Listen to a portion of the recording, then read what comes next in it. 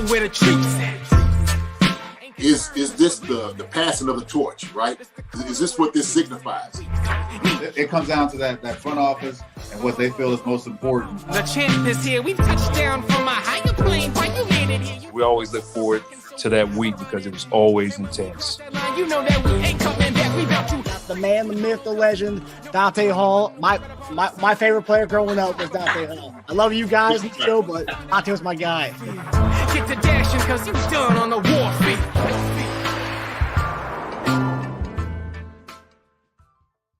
This episode of Chief Concerns is brought to you by betonline.ag. BetOnline is the fastest and easiest way to wager on all your favorite sports, contests, and events with first-to-market odds and lines. Find reviews and news for every league, including Major League Baseball, NFL, NBA, NHL, combat sports, esports, and even golf. BetOnline continues to be the top online resource for all your sports information from live in-game betting, props, and futures. Head to BetOnline today or use your mobile device to join today and make your first sports bet. Use our promo code BELIEVE50, that's BLEAV50, to receive your 50% welcome bonus on your first deposit. BetOnline, where the game starts. Hey everybody, welcome back to another episode of your post-game episode of Chief Concerns. Marcus Dash here with Lance from the Spoken Podcast. JD will be joining us in the next couple minutes, but wow, I'm already seeing the comments kind of stack up here. Yeah, it was a tough game to watch. I'm seeing that's kind of the everyone's saying right now. Lance, I know you and I spoke a little bit before we came on, but wow.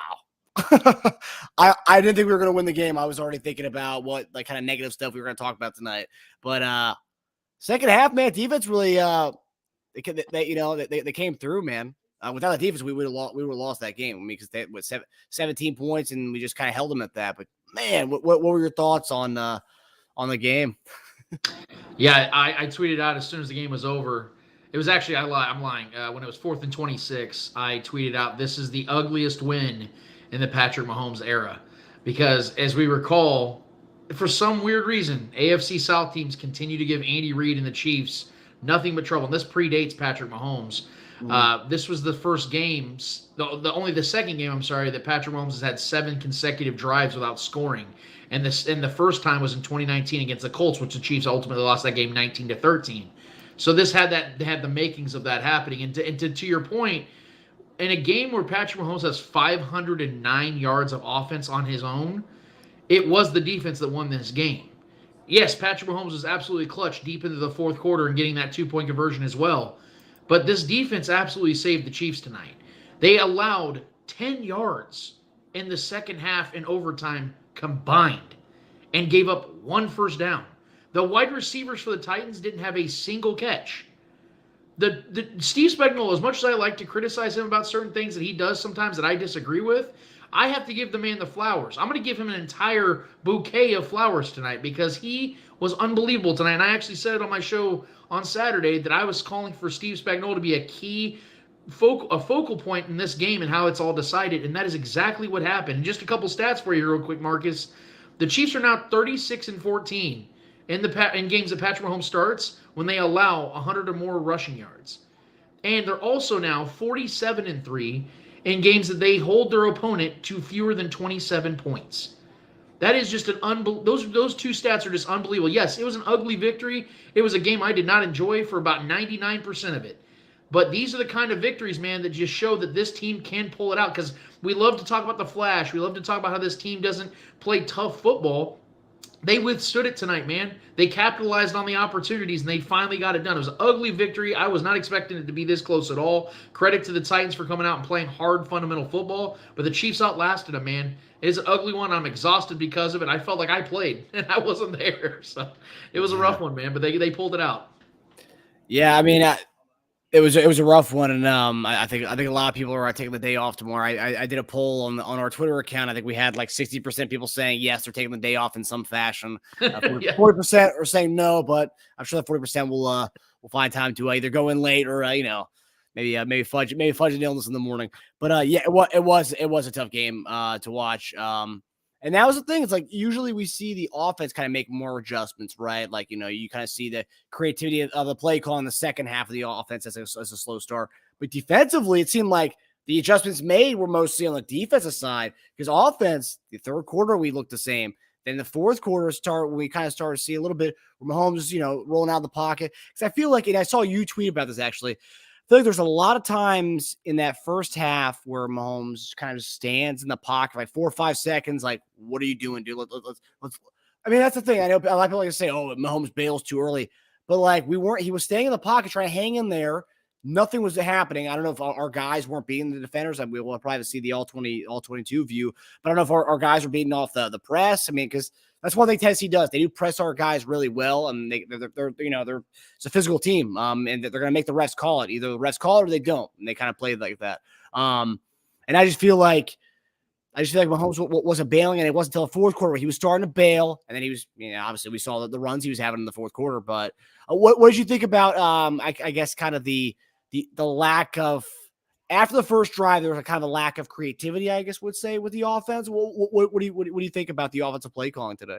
Yeah, I thought the play calling was atrocious tonight. Obviously there was missed opportunities. McCole Hardman should have 3 touchdowns tonight. He was wide open multiple times. He missed Travis Kelce deep late in the game. There was a lot of drops. In fact, I think Ed Warder from ESPN made a tweet that the Chiefs had the most drops in a game since the 1990s, something wild like that, man. So, yeah, there was a lot of miscues, but the play calling did not give Patrick Mahomes a lot of opportunity to succeed. He had to really create and be magical, and I know that when you have a quarterback like Patrick Mahomes, it's tempting to just allow that to take place. And I heard Collinsworth even mention it, that Patrick and Travis Kelce will go to the sidelines during the game and just kind of, talk about some stuff and get a little freestyle going. And a lot of times that works.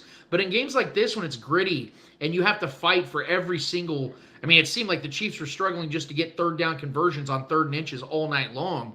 You have to be a little bit more fundamental in your approach. And I think that's when Andy Reid and Eric Bieniemy really need to step in and say, all right, guys, we're going to play a little bit more on a fundamental side. Now, I will defend Patrick Mahomes in one regard. He had 63 rushing yards tonight.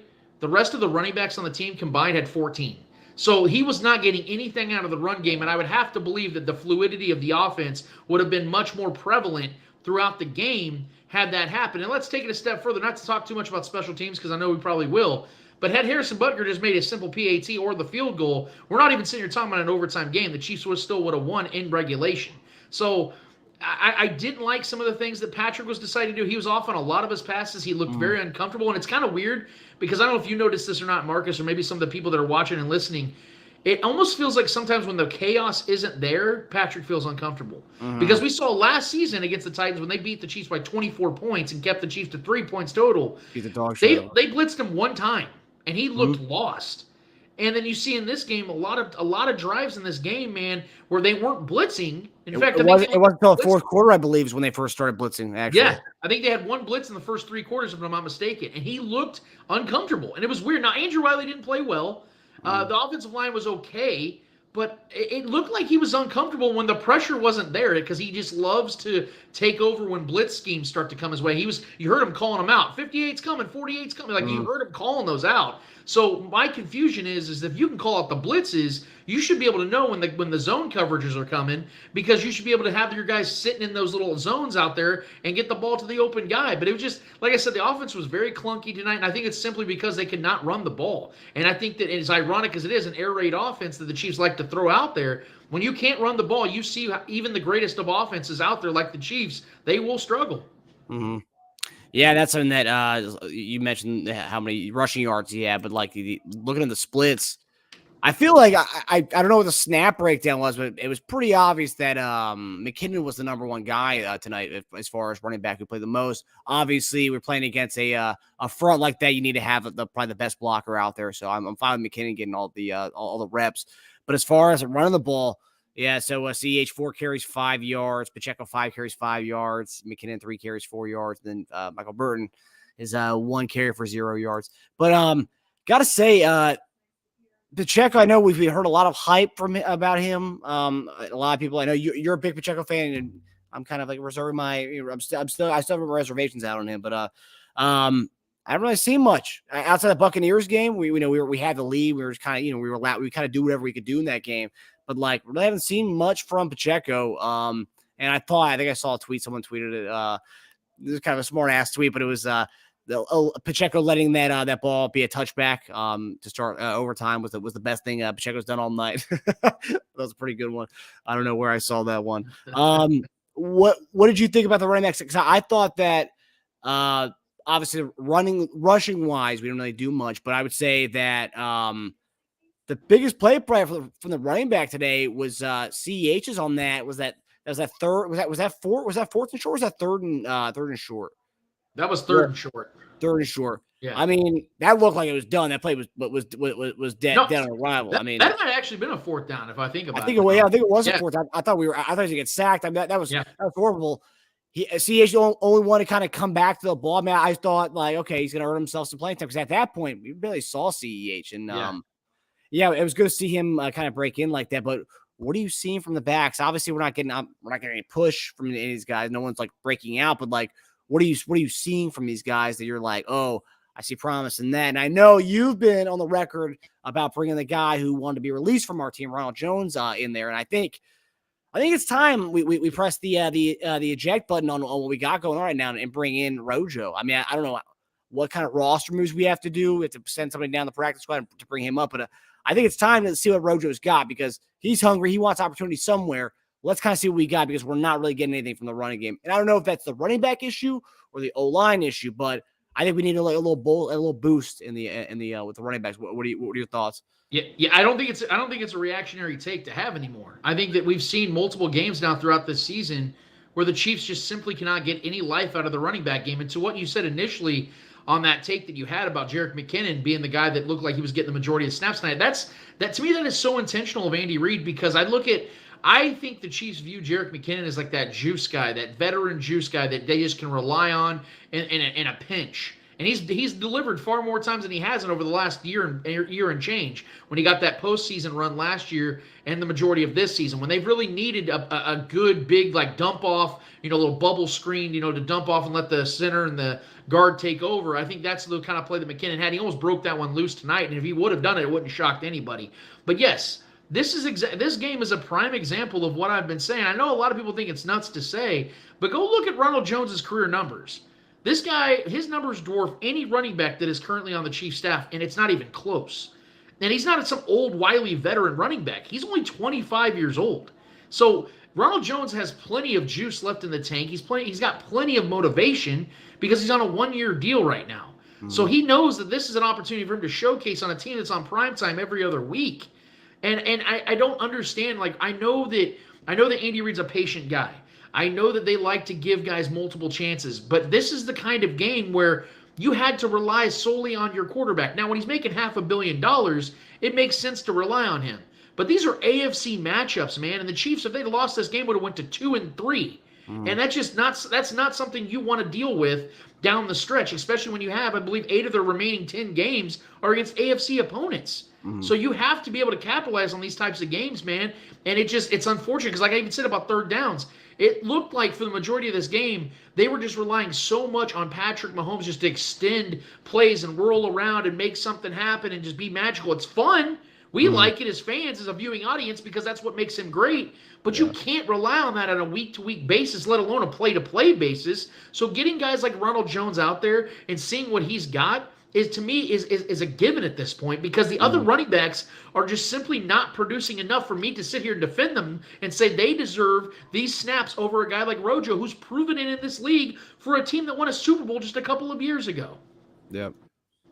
No, I agree, and I'm curious to see what our resident tight end Jason Dunn thinks about this. So, JD, how you doing, buddy? Are you feeling all right after that roller coaster of a game? Man, nerve-wracking, absolutely nerve-wracking. But I came in and Lance is speaking my language. I hear exactly everything he's saying. I agree with every bit he just said. What's up, Lance? What's up, brother? It is good to see you, my friend, and congratulations to you, my friend. We love you, man. I'm so glad to see you happy, see you smiling, man. It's a good thing when JD's a happy man. That's all I got to say about it. Yes, sir. Yes, sir. Very happy man. Very happy man. Thank you very much. Thank you very much. Yeah. And for all you listeners, Lance is congratulating JD because JD is a newlywed. He just got married last weekend, and so he's still look at that. Hitched. Look He at that got thing. Hitched. Look at that bling. Sorry, ladies. He's off the market. He's True off the hardware. market. True hardware. Yeah. I've been off the market for a while, though. I've been off the market for a while. But JD, we were talking about obviously your thoughts of the game. I'd like to know that. We were talking about how the run game just hasn't looked good. And you and I on the show this past week, we were talking about RoJo asking for a release, wants out. It's like we have a need for him at this point. And you heard what Lance had to say. Lance had a lot to say on it, but I mean, what are you seeing? Is it the O line not getting pushed, or is the running back not having any vision? What is it from what you can see? Man, you know what? I just think it's a number of things. I just don't think we're consistent enough for running the football. For one, that we make it a priority. I think it's probably part of the problem, to be honest with you. And number two, you know, when we do get 2 or 3 different yards, and then it's like, oh, okay, we go right from it. And so what you do is now you're putting a lot more stress upon Patrick Mahomes and the wide receivers get open, which it will come back and bite you. If you continue to do that, man, it's just will not. It's not going to bode well for you later on in the future. You know, that's the thing about it, because Patrick will end up starting taking more hits. He'll start running a little bit more. You get more wear and tear on him. And that's what you don't want to do. And so you got to be able to establish the running game. You have to be able to do that. We got guys up front who can absolutely open up some holes, put their hands in the ground and come off the football. But we're just not doing it. We just don't make that a priority. And so I know you was talking about RoJo a little bit. And to be honest with you, I don't see why we're not using him. Why not bring him in? Right? I mean, we're not using any other guys in any other way. And so RoJo could be that back who brings you a lot more physicality to that group that you need. I think Pacheco was one that would kind of give you a little bit of that, but you need, like you said, a veteran guy who understands, you know, NFL's been hit in the NFL, understands NFL defenses, who is hungry. RoJo is hungry right now. Look, he's angry. When you said he wanted a release, man's upset. I'm guaranteed right now his patience is more thin. And so there's no reason why the Chiefs are keeping him on the roster. If you don't give him a release, then use him. Use this guy. Why not? Why would you use a guy like that? So I think that's, you know, part of the reason. I think part of the problem is we just don't make it a priority enough to do that. I mean, we threw the ball 68 times. Thank you, everybody. Congratulations. Appreciate it. All the guys, everybody give me the thanks and the congratulations. Thank you very much. So yeah. That's it. I think it's just to me, I think it's a bad look, especially when you're looking to go deep in the playoffs. You got to have a running game. You have to. That has to be a threat. If teams not they're not worried about you running the football, then you know what? Hey, they're just going to sit back, and it made it a little tough for Patrick today. They were just saying that he threw for 400 and some yards today, and it was the hardest 400 yards you could possibly see somebody throw for. Right? Mm-hmm. I agree. I absolutely agree. So things like that's got to change, man. You got to change, you know, to fit these guys that you got at least in here, to at least let these guys, man, just come off the football and smash the guys in the mouth, you know, because it's just, I don't like that look at all. Seriously. So one of the biggest things I saw on Twitter was O-line play, specifically, and even on our chat here, we see Wiley and Orlando Brown getting called out big time. I think I saw a lot of people on Twitter saying after this display, I really hope Veach does not pay Orlando Brown what he's asking, just because he hasn't really shown anything. And that's what you and I talked about. It's like you know he's letting the rust come off at the training camp, like not being there for the first 2 weeks. But like we're far past that now. It's like, you know, we're going into week 10 now. And it's like. I mean, what are you seeing from the tackles and just kind of the O-line in general? You know what? I think part of that struggle is knocking the rust off. He had an injury a little bit earlier. They really didn't want to divulge that, but he did. We knew there was something going on with his knee or maybe his ankle, maybe something like that. But we knew something was going on with it. Mm-hmm. And then also too, when you think about the system that we run. It was different from the one that he ran up there with Lamar Jackson and those guys up with the Ravens. And so it was more of a run-heavy type of offense that you knew you was going to be able to do, a little bit more play action on the things that you're doing up there, as opposed to now. Look, defensive ends are absolutely teeing off. I'm telling you, they're telling those guys, just beat them to a point. That's all you have to do. Just keep coming around. Pass going to get deep.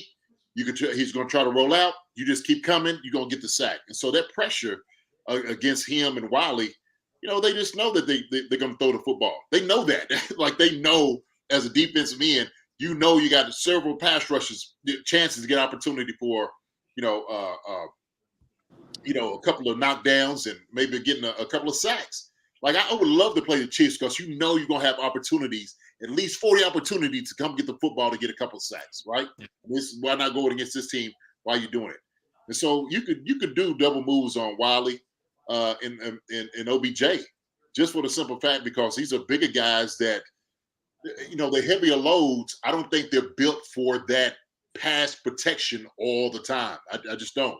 I don't think. It's tough for guys to do that.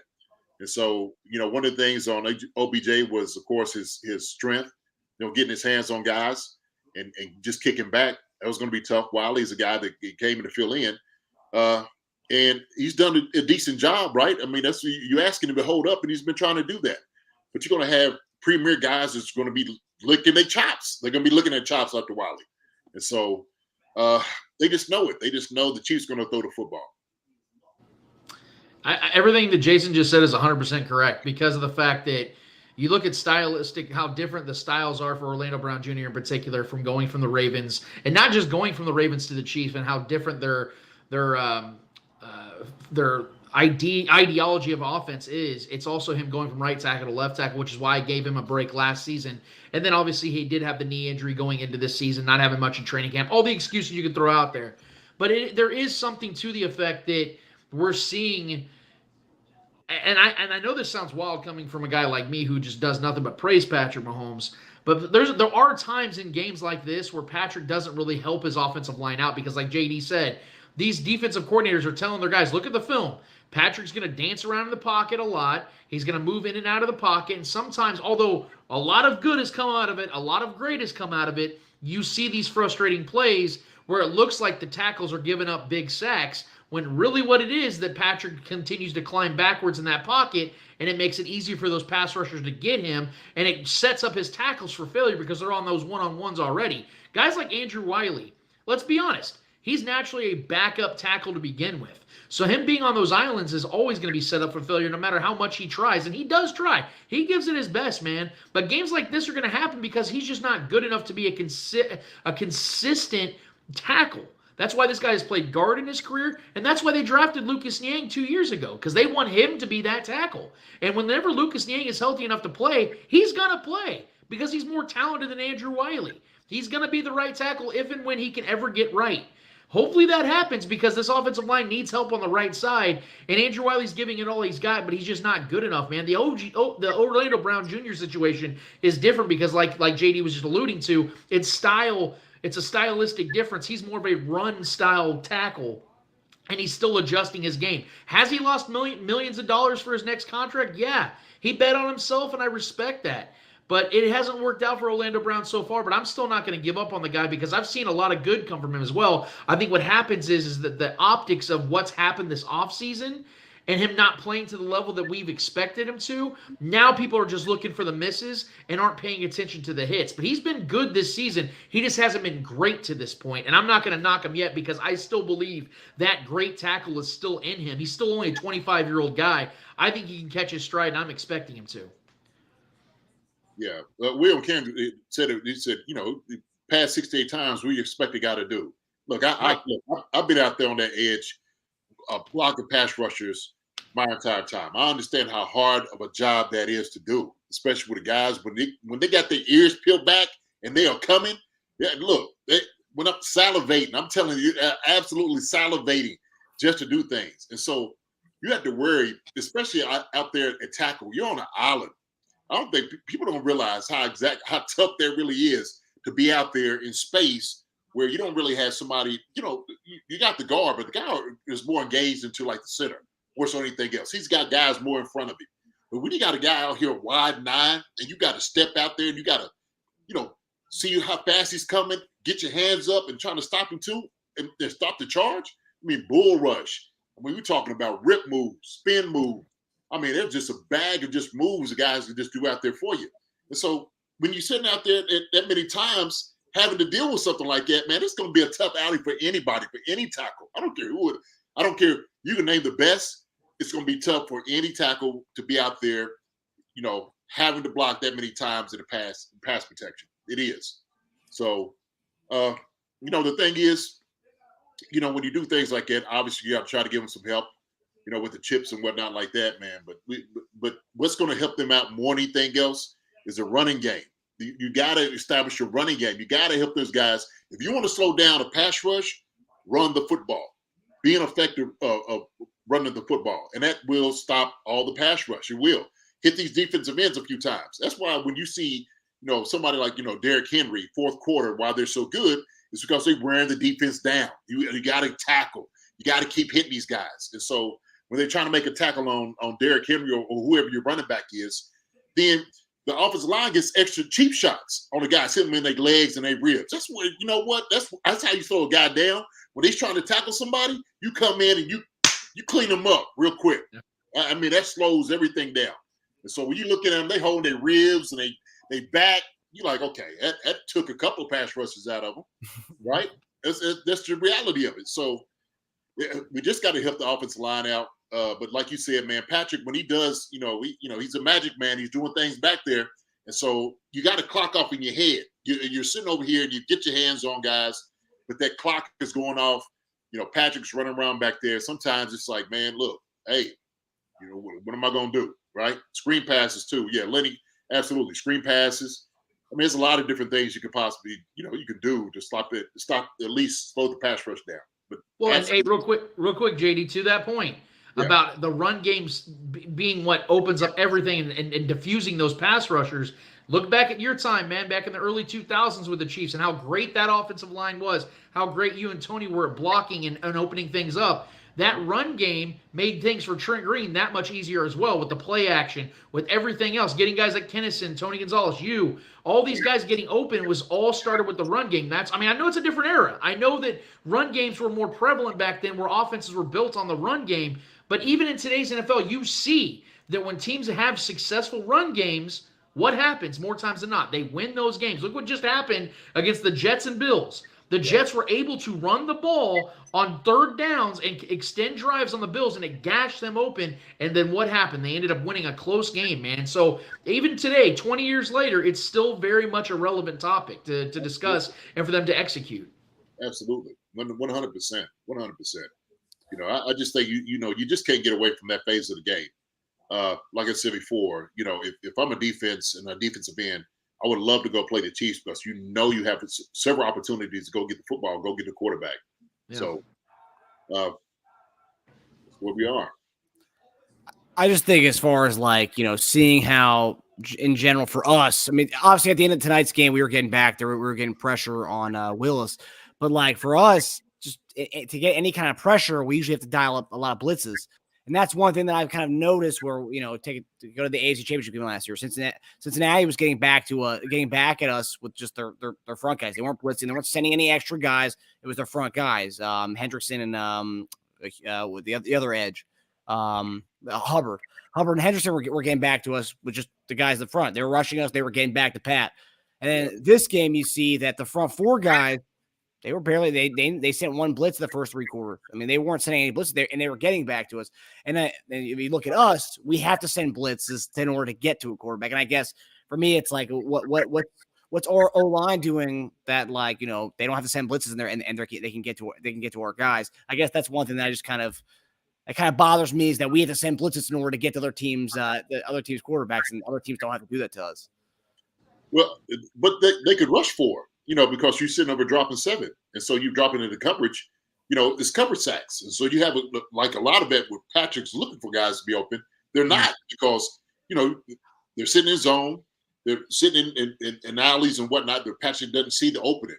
And so all you telling your guys up front is just keep coming, keep coming, keep coming. Because what you do is, as a defense, you got to show, you're going to run something and you may not run it, right? Linebackers come up, then they back out. And so you got to make your count based off what you see.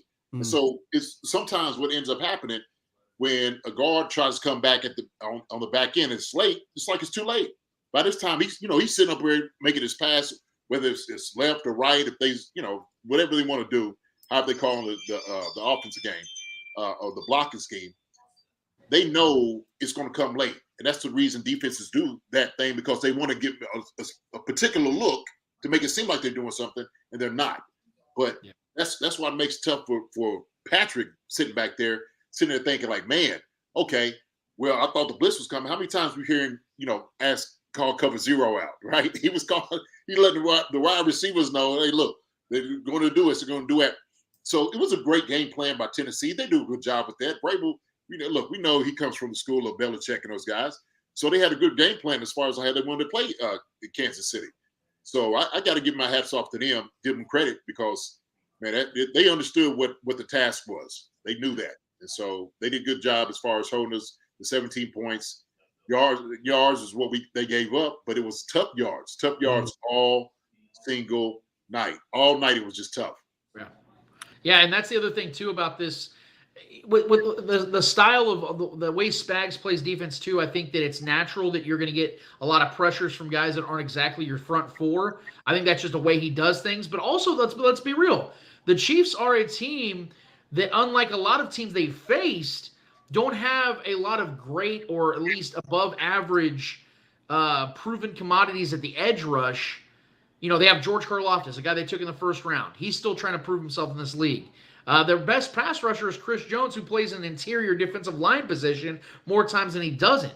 Whereas you look at the rest of the teams the Chiefs have placed this season. Earlier in the year, they had Joey Bosa on the outside, Khalil Mack on the outside. You look at tonight, like they have veteran pass rushers on the outside. You look at the Bills. I mean, Bills have 4 guys on their defensive line. They don't even have to blitz half the time, and they get insane pressures with Russo, Von Miller, and Oliver, and all these other guys. So the Chiefs are going against that on their offensive line side, while on their defense don't have those kinds of guys yet, which is why I was hoping during the trade deadline they were going to be able to get one of those dudes, because that would change the outcome of a lot of these. And I agree with you, Marcus, 100%. You're 100% spot on about that, about how it's so frustrating to see it that way, where it's almost like you're window shopping. You're like, damn, man, I wish we had that too.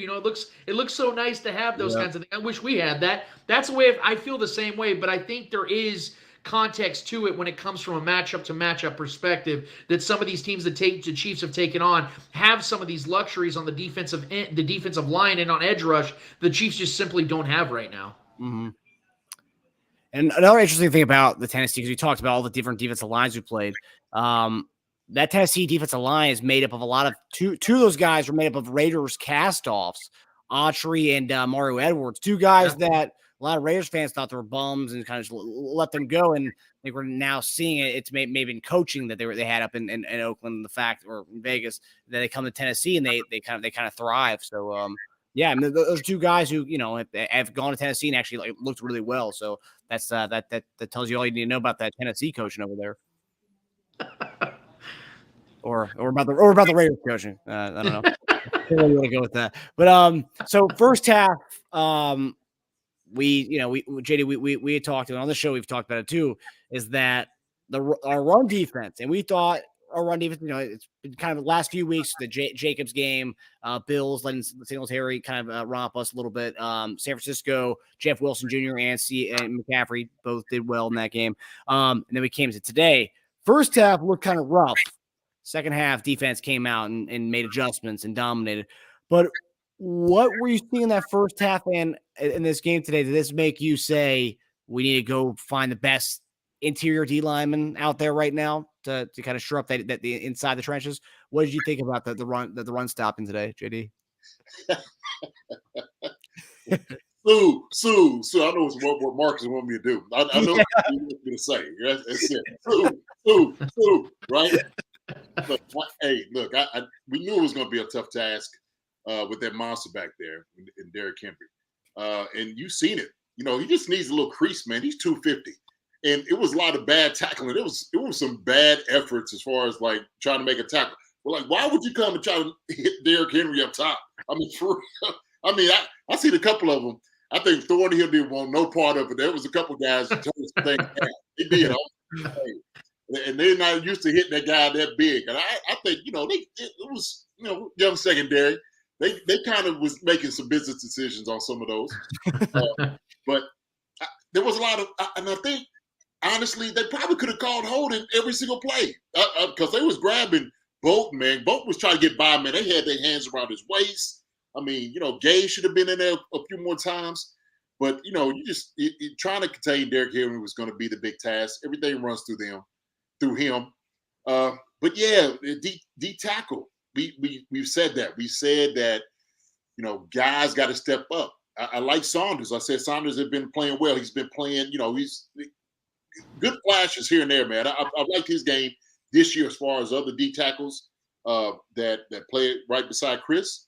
But, man, Shelton, where's all the – we need some guys, some run stoppers, some guys causing penetration, pushing guys in the backfield.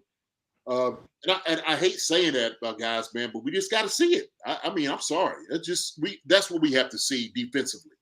You make it easier for the linebackers. You make it easier for the secondary. And so when you got a big joker like that going into the secondary, nobody wants to touch a big sucker like that, man. They still won't do it. It's tough. It's tough. If I'd have told you guys that coming into this game that the Chiefs were second in rush yards allowed, or fewest rush yards allowed and fewest rushing touchdowns allowed, would you have believed that? Because that was 100% the truth. And it's crazy to say that because of the last month, the Chiefs have not been good defensively against stopping the run. But here's the thing, and I'll bring up the stat again, and that way anybody that just joined can understand just how insane this is to think about. But I have 2 points I want to make about it. So in the Patrick Mahomes era, when Patrick Mahomes starts games, the Chiefs are 36-14 when they allow 100 or more rushing yards. That's over 70% of a win percentage when you give up that many rushing yards. So in totality, as arrogant as it sounds, it hasn't mattered. It really hasn't mattered. And so with that being said, I can live with Derrick John Henry, as I like to call him, because this guy's not human. He's John Henry, man. The stories they tell, that's what this guy is. I'm telling you, I can live with him doing what he did tonight. Because that's just what he is. He's just a demigod. It's stupid how great this man is and how big he is. He's literally Jason Dunn out there. It's crazy, man. And so I can live with that. I can live with Josh Jacobs having a game. I can live with those things. What I can't live with is seeing what the Bills did. When the Bills came in here and rushed for over 100 yards, when that's a team that can't run the ball. That's when it's unacceptable, because that's what's going to give Josh Allen that much more of an advantage, because things open up for them down the field.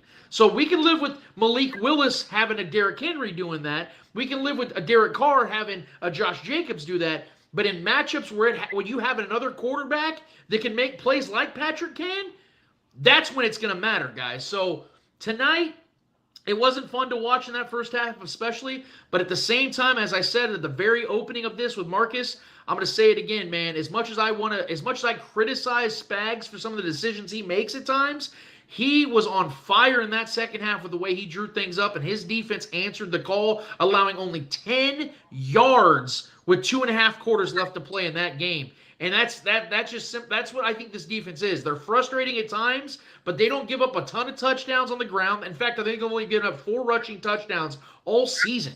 So at the end of the day, you give up yards, but if you ain't giving up touchdowns and your offense is doing enough to win, which they're still leading the league in scoring, by the way, I can live with it. I can. I don't love it. In fact, I don't like it, but I can live with it. Yeah, I think a lot of the context kind of goes into, who you're playing, right? So, like you said, Derrick Henry is a guy that you had to stop. That's where the offense definitely goes through.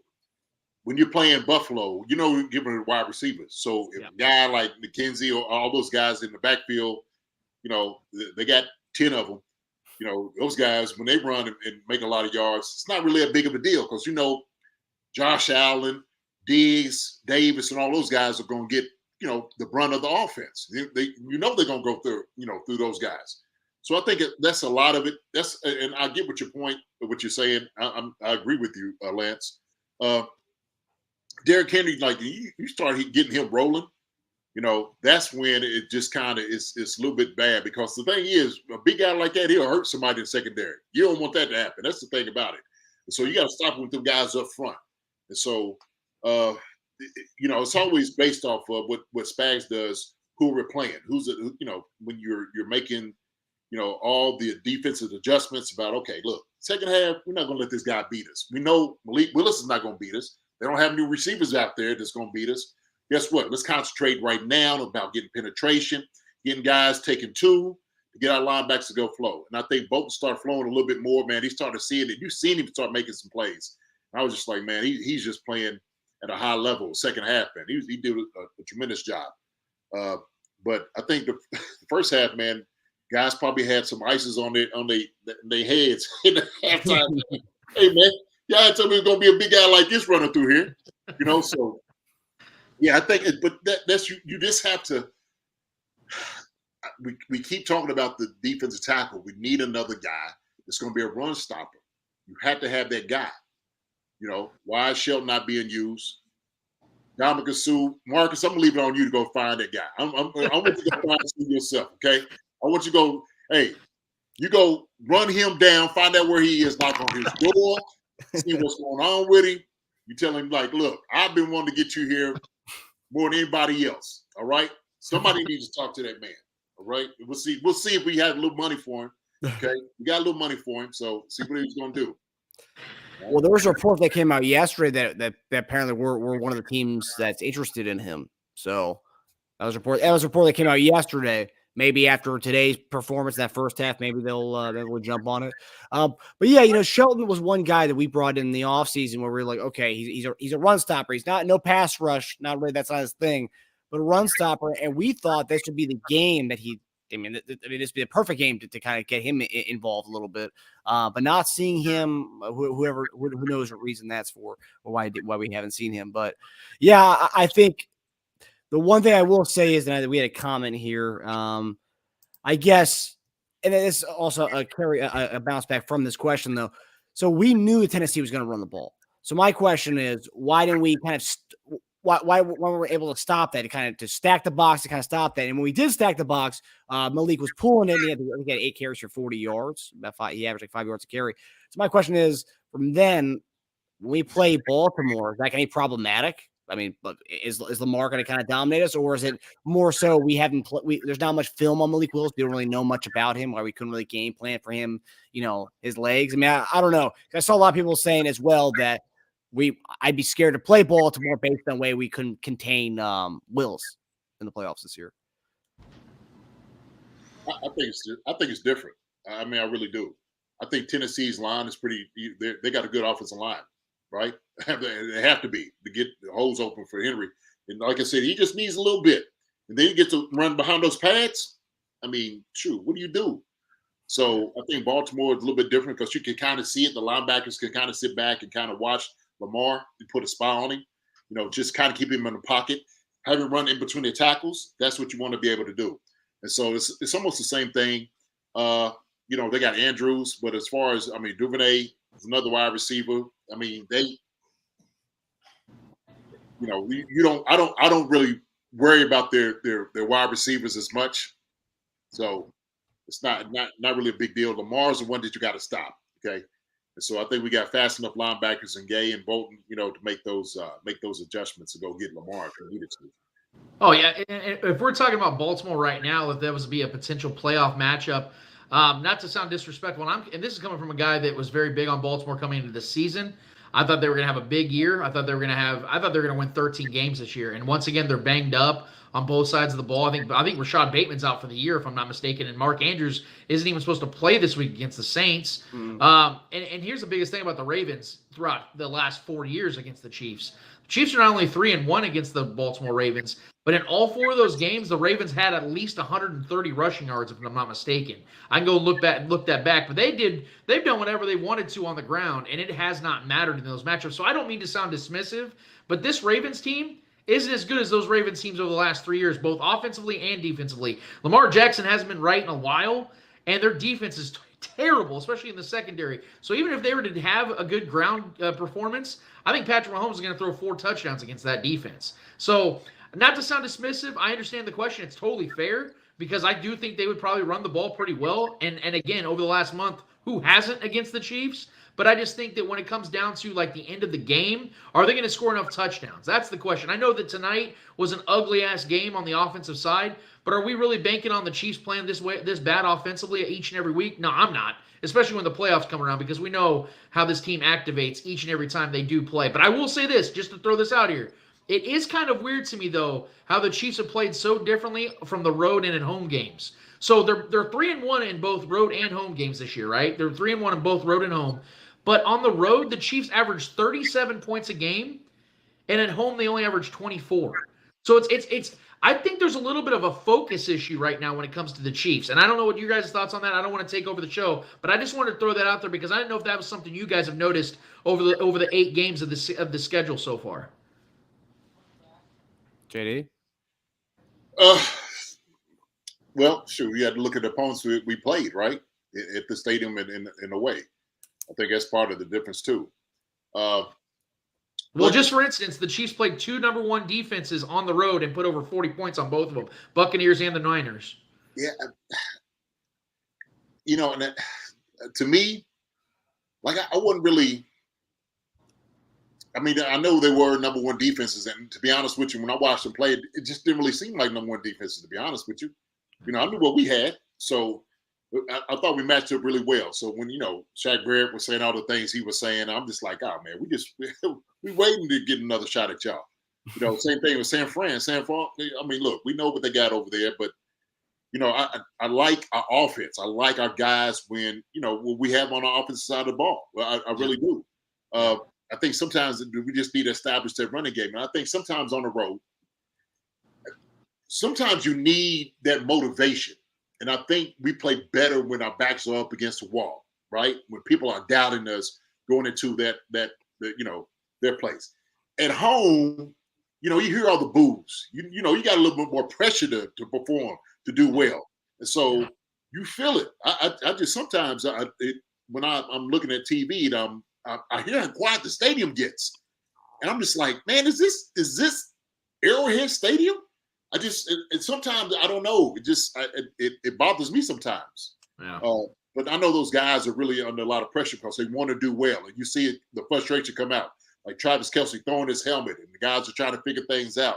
And it's tough, man, when you try to do everything at your own backyard, man. Everything ain't working, right? I mean, you'd have made everything, put the power tech out, and you try to make everything look really flashy. It doesn't work, right? It's like, oh, dang God, everything's going wrong. So. It's tough. It's tough, man. It's tough playing at home. But I like when the guys are sticking together, especially on the road. That's what you want to be able to do. Championship teams win on the road. That is absolutely amplified through every locker room in the NFL. If you want to be a championship team, you have to win on the road. You're expected to win at home, but you have to win on the road if you want to be a championship team. Yeah, I mean, I agree with everything JD said. But I will say, so the 3 wins we had away were Arizona, Tampa, San Francisco, and then the loss was Indianapolis. The only loss we have at home was Buffalo, right? So it's 3-1 and 3-1. I mean, our worst loss was the Indianapolis loss, I would say, and then Buffalo at home was our only loss. I mean, but yeah, I mean, I guess there is something to kind of having like going into a stadium where, you have everyone talking crap to you, all the doubters in the stadium. So like, I guess maybe it is something to that, kind of having that chip on your shoulder, being around that atmosphere. With Tampa, we had a lot of things in that going for that game. And in San Francisco, that was just more hearing all the media that week just saying that we were going to lose to this defense. I don't know, but I will say, yeah, the Indianapolis loss was probably our worst loss of the season, and that was an away one, and our only home loss was Buffalo. So, I mean, yeah. My question for after watching this game, what are your biggest, I guess, as we move on to the second half of the part of the season? And I'll say, I thought we were gonna have a bigger showing tonight, coming off a bye week. Andy Reid 20-3 coming off a bye. We come out looking like we were still on a bye week. At least the first half, after the first 2 drives, actually. But what was the one thing you were coming away from this game saying you think we still need to improve on something? Something needs to be done with this team, whether it's changes within, not play calling or anything, but like different kind of, whether it is bringing up Shelton from the practice squad or, or it's picking up somebody, what's something you think needs to be changed as we go to the second half of the season from what we saw tonight? Go ahead, Lance. Okay, well, yeah, for me, it's two things. One of them, I think they could really help, and the other one, I don't know. It's going to really depend on how this guy does things down the stretch. To reiterate the point about the running game, I think there is one real opportunity here the Chiefs have, and I think that they know it themselves because they maintained and kept him here, and it's bringing up RoJo, man. I know a lot of people just look at that and just scoff at it, but again, I really do challenge anybody to go and look at his career production and compare it to anybody that's on this current Chiefs staff right now. I'm telling you guys, it dwarfs. And he's younger, or just as he's right in the same age range as obviously Clyde Edwards-Helaire. He's younger than McKinnon by about 5 years. And obviously Pacheco's still really young and proving himself. But RoJo is the guy that I still want to see in this offense because I think he can bring a dimension to this team that the running backs just don't bring in a consistent level. And I think that could really make things a lot easier for the team. The other one, man, that we haven't talked a lot about, I mentioned it earlier, is the kicking game. Guys, Harrison Butker is still struggling. And this is a guy that's been one of the most accurate kickers in the history of the game. And I tweeted it out. I'm like, I'll never understand a guy that can nail 58-plus yard field goals in the biggest moments of a game. And a win-it-all playoff game, he'll sink them. No problem. I mean, he's got ice in his veins. It doesn't matter. He'll knock it back. But then it's a 25-yard chip shot PAT, and he hooks it left by like 15 yards. I don't understand how he does that, how he's that different in those moments in time. It would make more sense if he missed the big field goal and then nailed all the PATs. So Butker's got to get right. I know he suffered an injury in week 1, and I'm sure it's still probably bothering him in some degree, so I'll give him a break. But this has been a problem he's had throughout his career since he's been with the Chiefs where he misses these PATs, and you just don't get it. If he just nails that PAT early in the game, the Chiefs don't go into overtime. They win the game. So these are the kind of things you cannot afford to have, man, when you have these high-stakes games. And we know that every single game the Chiefs are going to get an A effort from their opponent because they know that's that team's biggest game of the schedule. Harrison's got to knock those down, man, because he cannot cost the Chiefs games down the stretch for doing that. So those are my two big things for sure. If I'm changing things, I have to lean on some type of this running game somehow, some way. I got to get this thing going. I have to. If I'm looking toward the future, where teams can't just be teeing off on our tackles, just sitting back in coverage, we have to establish a very effective running game. You don't have to get 150 yards every game. Man, just get 90. How about 100? Like 120. Let's look like in that range. We can definitely do that. RoJo is absolutely an answer. Why not? I mean, why not try to bring him in? And so I think somebody was talking about he's not a good blocker. Well, then that's what you got McKinnon for. Bring McKinnon when you know he's going to be a blocker. So but you definitely have to establish that. I still think, you have to have that defensive tackle that's going to be able to make a difference. You got to be able to do that too. I don't want to see Patrick sit back and throw the ball 68 times a game. We don't need to see that. I don't want to see it. And I'm sure Patrick got some ice on his arm right now, and he's just thinking about it. And so, yeah, he'll do it. He can do it. But do you want him to? That's the question. Right. And so, offensively, I desire maybe a little bit different play calling of what we were doing. There was a lot of zone. There was a lot of man that they were doing. They were switching it up. Like I said, they had a good game plan.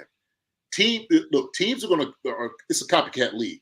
They're going to look what Tennessee did against us. And they're going to say, okay, let's take all the good things that Tennessee did against this offense, and we're going to incorporate into the things that we're going to do.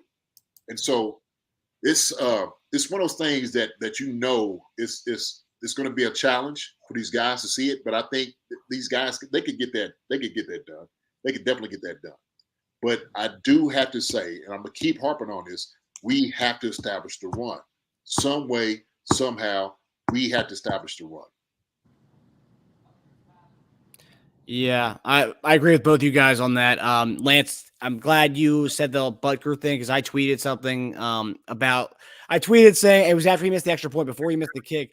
because I've noticed over the years, he's big on missing these extra points, and they kind of the gimmies, the ones where I've talked about in the past, JD, where I loved Morton Anderson because that was the kicker I saw growing up, who was automatic from 35 to 45. It was automatic with that, automatic. And with this offense, we don't need these guys to be kicking 50-yard field goals for us. We just need, because we're going to be scoring touchdowns. This is a touchdown offense. Just make your extra points. That's it. And I said low key, I think if this continues, I know he's got the injury, so I'm sure that plays a big part in it. But if this continues, it's like, I think maybe in the offseason that might be a low key thing we can maybe look at. Maybe going to get a younger, cheaper guy, like one of these guys out of college who could be a badass. But obviously not high on my priority list. But I mean, if this continues, that's an issue. That's 2 kicks. 2 weeks ago, San Francisco missed a 30-yard kick. I mean, that's these are gimmies that we shouldn't be missing. That's why I guess my dude. I'm telling you, man, the bad kicking game is going around the league like the flu. I mean, yeah, when you look, there's plenty of guys up sitting there and they blowing it. They are absolutely blowing it. And I'm sitting there thinking, man, what is going on with the kickers just in the NFL? Seriously. I mean, it's all the way around. Like you see guys that you think was automatic before, and they're missing it. I think the only one that you could really kind of hang your hat on is saying, as consistent as they are, is Tucker, right? Old Tuck out there. So that joker right there, man, you talking about ice in his veins. He's ice. And in his veins. That's who that joker is. So, and I think kickers sometimes get the yips every once in a while. It's because it's a mental game. Yes, kickers know that they only going to see the field every 5-6 times a game at most. So they got to make the most of it, and usually they're in there at high stakes situations. So there's a lot of pressure on those guys. So I'm going to give them a break. But Marcus, I think there's something to what you're saying though, because I'm somebody that's not as loyal to kickers as some might be. Because when you have a guy for a few years, you get comfortable with them, and like I remember when Dustin Colquitt was up for that contract, and he's making like $4.5 million, and the Chiefs got rid of him, and everybody's like, oh my God, how could he's been here for 16 years? How could they do that? Well, you gotta go younger. You gotta get cheaper at those positions, man. You gotta save money somewhere. And I think that I'm agreeing with you. If Butker does not improve this second half of the season, I will entertain that thought, because to me, kickers can be interchangeable, because as JD just alluded to, there's a flu pandemic going around, man, when it comes to kickers missing field goals. And if you have that on a team that can win a Super Bowl, you can't afford to have that around, man. You're going to have to fix that. And there's a lot of guys out there trying to prove themselves in this league to get a job. There might be a guy out there, because who would have thought Harrison Butker would have ever been special? He was on the Panthers practice squad when the Chiefs got him. Nobody knew who Harrison Butker was, and now look at him. One of the most accurate kickers in the history of the game. Those guys are out there, man, and if he doesn't do his job, he knows even his days could be numbered. Yeah. And Lawrence Tynes, a friend of our show, he saw my tweet. He quote tweeted and said a GIF saying, "Nah." He's a big Butker fan. Those kickers stay loyal, baby. They know their guys, Yeah. Look, like you said, it's a mental game, right? And somebody was like, man, will the coach go and grab the kick? I said, man, you leave that guy alone. Don't say nothing to him. If you want to deal with it, you deal with it after the game is over, okay? Yeah. But you leave those guys alone. Let them go through all they have to, as far as all the timing and whatnot. Let them play their mental game on their own, okay? Mm-hmm. Don't do that. Don't mess with the kicker. Okay, if you want to have a talk or something after the end, fine. But God, could you imagine being a kicker and missing one and JD's pissed at you? That'd be terrifying, dude. I'm glad I wasn't a kicker on the Chiefs. Because if JD was pissed at me, man, I'd have to send like Willie Roaf his way to block me, because Willie Roaf would be the only guy that might have a chance. Hey man, I was a special teams coordinator for a number of years, and I was pretty patient. I was patient with you. I understood the focus, and they're like, look, I don't want to get on you, because if we get angry, you're gonna be a wreck. Believe me. One of the footballers, man, take it easy. Hey, JD, you can be a teddy bear, but you turn into a grizzly real quick. You know what I mean? Oh yeah. Well, you told me that Coach Vermeil hated the specialty. He hated the kickers and he hated the punters. So how would that work if, like, let's say Lawrence missed a kick or something? Would he flip out on the kicker or no? Or how would he react to missed kicks? No, not on the kicker, but he'd be flipping out on the sideline enough where the kicker could hear it. All you had to do is kick the ball. That's it. One job. Job on it. Kick the ball. So Yeah, Coach Smith did not. He was the original special teams. First ever. Man. Yeah, that's what he started with. So he wasn't playing around with them. He did not let them. He let them jokers know he did not like them at all. He stand them, but he just you don't want to put it in their hands. Every time they'll screw you. Jeez, okay. That's great, man. Yeah, I mean, and that's the one thing. It's like, obviously kickers, Tynes, he said nah to me, saying we should maybe seek out a new kicker in the offseason if this continues. But I remember when that game, it was that Thursday night game where we didn't know if Bucker was going to play or not, and we signed Amendola 2 days before the game. Tynes was like, yeah, he was just all the little I know about Amendola. He goes, I would take Butker at 50% over Amendola. And this is it's not saying, not dogging Amendola. I guess just look at the guy's career of history, because you can look at their kicks, with the percentages over time. But he said 50% of Butker was better than Amendola. So obviously Tynes is a big fan of Butker, of what he can do, and obviously Butker at his best is fantastic. But we're just saying, if he continues at this at the rate he's kind of going right now, missing the gimmies, and that could hurt. That could really come back and bite us. So he's having a time, man. He's having a moment right now. Yeah, he'll be back clutch. Yeah, I'm reading this right here. Does Reed number 20 and Chanel remind you of what he said in Hillman from last year? Reed is off, Chanel not sure about. Reed is all. Yeah, they're not like those guys. Yeah, not at all. That might be a little reactionary. Yeah, no, damn, Bo. No.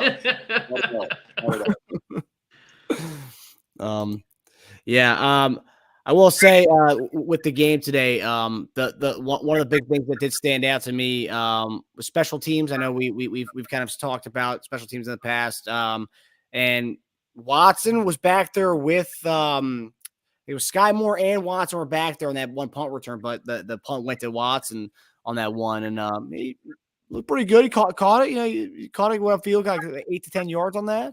Looked pretty good. People were loving that on Twitter, that it was somebody else other than Sky Moore returning the punt. I thought we were going to see Kadarius Toney out there a little bit. We didn't get to see him on special teams, but right out the gate, he got that first touch. I was surprised by that. I love that Andy did that. Yeah, me too. I'm like, whoa, okay. It's all right. That was cool. Yeah. Yeah, but I agree about the punt thing. Just I did love the fact that later in the game you saw McCole start taking them, because I've always said that McCole he's the only guy that I feel comfortable with back there, getting those punts. And you saw that he started putting the Chiefs in better field position as well. So Sky Moore back there makes me nervous as hell. I'm glad Watson got that. I do love that Sky did sell it when he acted like he was getting the ball, and the defense, you saw the special team start to shift over, and I think that's why Watson was able to get that little pocket and make something of it. So Watson, man, he made an incredible catch tonight as well. Like he's a reliable asset, man, and I really like that acquisition more and more as the season goes on, man. He's you can tell this guy's like, I want to keep a roster spot, man, because if Odell Beckham gets here, my snaps might dwindle to 0, so I'm trying to show that I can do things if you guys need me to. And he's averaging 17 yards per reception this year and 2 touchdowns. So I like the kid. Yeah, it was good. I actually stood up when Pacheco let the ball go. I was like, oh, he let it go. There you go. Hey, good job. Good job. We had a commenter saying that was the best thing. That was the best thing he did all day, was let it go in overtime. I give him a hard time, man. It was good. They, special teams without a doubt is vital to you winning. And like you said, McCole Hardman back there definitely gives you a feel of confidence. Yes. Somebody who's done it before. No problem with that. And so, like you said, Toney, when he comes in, he's going to be that guy. So it gives me. I feel good with Toney coming into this offense. I think that just seeing tonight, just on a little quick screen, I was like, oh shoot, we gonna get him. He's gonna fit in this thing well. He will fit in this thing well. So. Yeah. And it goes to what you said. Last year we talked about getting Josh Gordon involved, and you were talking about how it's really a little person offense, and it's kind of this offense kind of unfamiliar to him. And Toney fits that mold of what we like, and you saw right away he kind of fit in being a week into the being on the team. He's getting the first snap. Oh yeah, quick twitch guys. You know what I'm saying? Like little dudes get ball in their hand, let them wiggle around in space and stuff like that. He's gonna fit really well. And we might put the ball 75 times this time. Shoot with that joke in. They may not have to run the ball. Like, we got this dude who gets a yak attack. You know what I mean?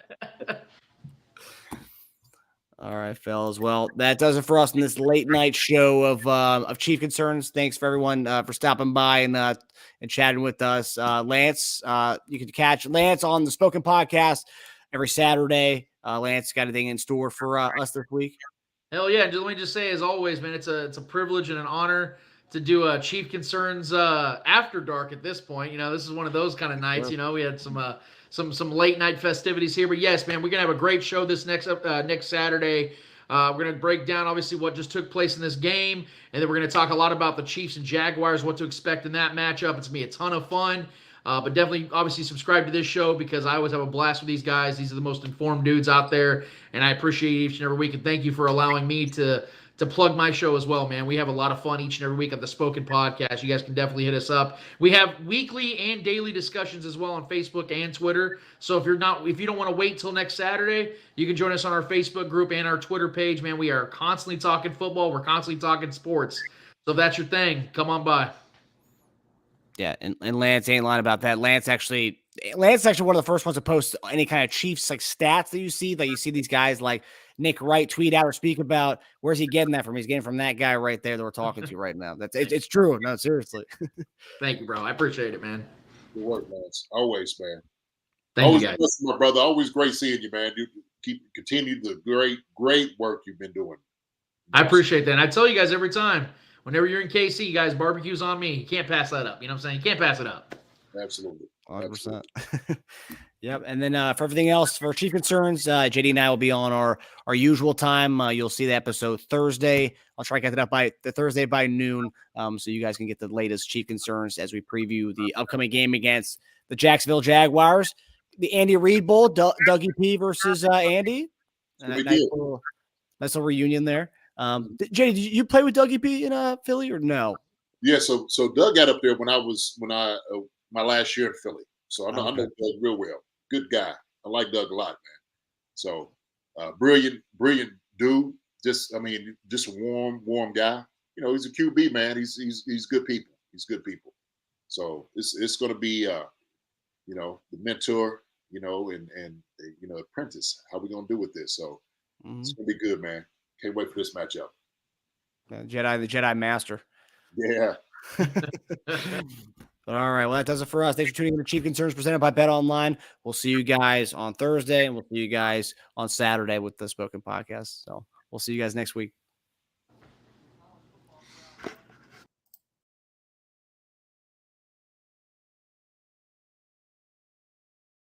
Hi, everybody. Thanks for watching. Subscribe here to get the latest from the show. Also, be sure to check out the best clips from Chief Concerns. And if you prefer to listen to the show, subscribe and follow us on Apple Podcasts, Spotify, and anywhere else you get podcasts.